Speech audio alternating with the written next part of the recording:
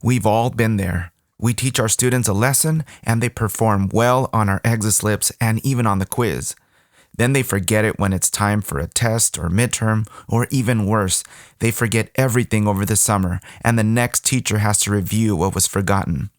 In a poll by the National Summer Learning Association, 2/3 of teachers said they spend at least 1 month reteaching students old material when they return from summer vacation. Teachers mentioned that they spend up to 30% of their entire year reteaching. Hi, I'm Gerard Vargas, and I help teachers improve their SEL skills as well as that of their students. In this video, we'll explore some simple ways of applying the neuroscience of learning and memory to support long-term retention in our classes. First of all, it's not really our fault for this. As teachers, we've never been taught the science of memory and how to incorporate this into our teaching. I never learned it in my grad school courses either, so. Secondly, we can't blame our students either since they were never taught these principles, but now we can do something about it.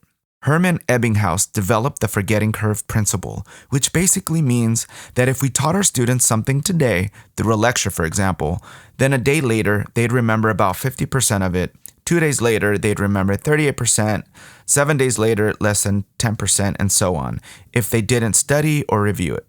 So if we learn something and don't make an effort to remember it, we'll forget it all. So how do we combat this forgetting curve? First, we can teach the information more effectively at the start by using the mnemonic TEACH. T stands for, we must transform the information in a way that the brain loves by using visuals like images and stories in our lessons, having students create mental movies as they listen, mind maps, or personal sketches. Students can summarize information in their own words, connect it to what they already understand by using analogies or compare or contrast charts, and they can create something useful like a tool, poster, diagram, or mnemonic. The more senses and connections they can make with the information, the better. This is known as dual coding. When students learn vocabulary, for example, they can use Freyer models, foldables, concept maps, or mind maps. E stands for emotions drive learning. We remember information that is emotionally charged and survival related, novel, funny, and bizarre even, relevant, urgent, and high utility. And the brain learns best when it's happy, excited, curious, and compassionate, not stressed, afraid, or defensive, or other distressed emotional states. A stands for active recall. Ensure students use active recall, which means for them to quiz themselves periodically. C stands for chunk. Chunk your lesson input into 10-minute segments, followed by some processing activity, like having students summarize their notes and then teach their partner 3 key ideas. This is also called chunk, chew, check, or the 10+2 method. 10 minutes for content input and 2 minutes to chew it or make meaning.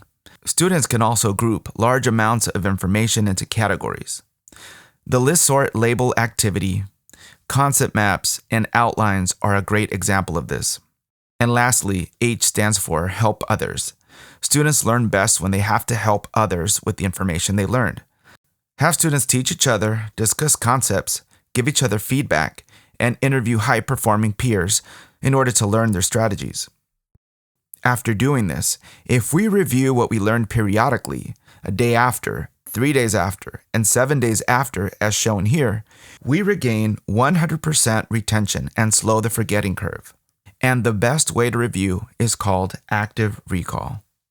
In active recall, you study a topic so well that you can teach it. You start thinking, what were the key ideas? Why do they matter? How can I use this in my life? Then you quiz yourself or teach someone in the simplest form such that a child can understand it. Einstein once said, if you can't explain it to a 6-year-old, you don't understand it yourself. Then assess how you did and identify your gaps in understanding. Think, what details, misconceptions, or main ideas did I miss? Then review the material to understand it better. Start thinking things like, how can I remember it more effectively? What parts aren't sticking and why? Then repeat the process until you can quiz yourself or teach someone successfully with confidence, no errors, and a clear understanding. Self-quizzing or teaching someone requires effort and is challenging, and this is why it works. In a 2011 study published in the Journal of Educational Psychology, a class of middle school students reviewed their notes 3 times before taking an exam. They had a C+ average on the exam, but when a similar class completed 3 pop quizzes before taking the same exam, they had a class average of A-. The group who reviewed or just reread their notes didn't do well, and this is a trap that students fall into. So teach your students the difference. Self-quizzing and teaching others requires retrieval of information, making and correcting mistakes, relearning information that wasn't clearly understood to begin with, and other effort-laden processes that solidify neural networks, making them more robust. So the key in this entire video is to teach our students to love the effort process, because that discomfort is a sign that we're creating long-term memories. So this is all nice, but what does it look like in my classroom?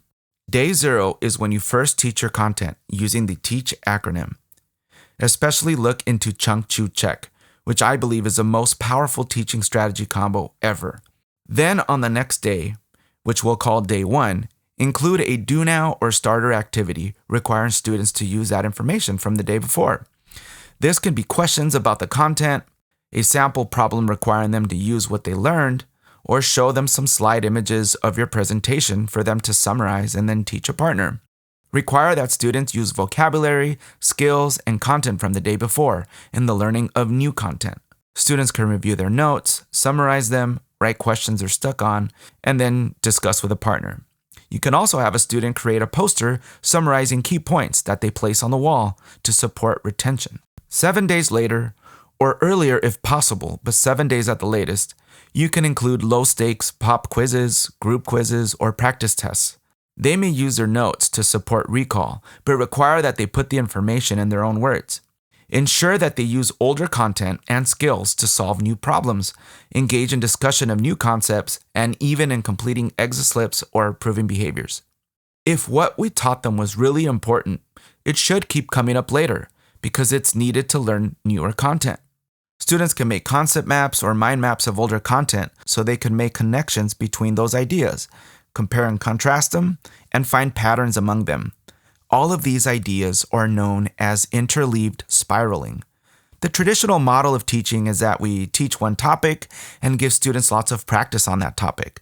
Then we move on to the next one, do the same, and so on. But because students are practicing and repeating the same information, the brain isn't really engaged. It's not working hard enough and expending energy to retrieve information. It's like giving students a bunch of math problems of the same kind, and they can do them so well because they require the same exact steps and operations. But the moment the problem changes even slightly, now they're confused. So what's better is interleaved spiraling. Give elements of topic 1 with some practice, but then mix in topic 2 with some practice and so on. This helps students remember the difference between similar things, the similarities between different things, and it naturally includes spaced repetition. 30 days later, we can give students exams with interleaved spiraling. This means that instead of having questions grouped by topic, the questions are intermixed and include multi-topic questions. Projects, activities, and discussions require that students apply older concepts, vocabulary, and skills. You keep including low-stakes quizzes, group quizzes, or practice tests. 2 to 3 months after, and continuing all the way until the end of the year, you can include midterms and final exams with spiral content on all topics learned. Projects, activities, and discussions require past content, knowledge, and skills. Students could work on semester portfolios or other interleaved projects. And overall, there's no perfect way to do all of this, but just remember, you're always integrating what they've learned. So if you do this naturally, then you've got it down. But if not, just remember these landmarks. Day 1, day 7, day 30, and continue each month or so until the end of the year, and students will retain more content. So I'm curious, what do you do to support student memory retention throughout the year? Respond in the comments below, and remember that your ideas will help so many other teachers figure this out. We're all in this together. If you enjoyed this video, please like, comment, and subscribe to our channel.